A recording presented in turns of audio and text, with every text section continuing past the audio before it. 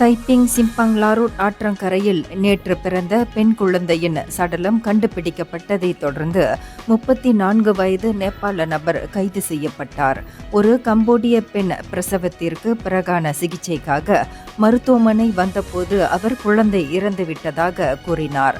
Taiping மருத்துவமனையின் அவசர சிகிச்சை பிரிவு அதிகாலை 3:32 மணியளவில் வழக்கு பதிவு செய்ததை அடுத்து கைது செய்யப்பட்டதாக தைப்பிங் காவல்துறை தலைவர் ஏசிபி முகமது நசீர் இஸ்மாயில் உறுதிப்படுத்தினார்.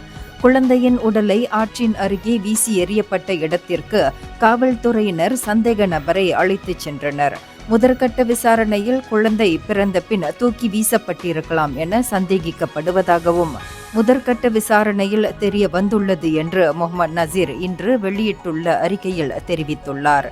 இதைத் தொடர்ந்து குற்றவியல் சட்டத்தின் 318வது பிரிவின் கீழ் இறந்த உடலை ரகசியமாக அப்புறப்படுத்துவதன் மூலம் பிறப்பை மறைப்பது தொடர்பான விசாரணை ஆவணம் திறக்கப்பட்டது.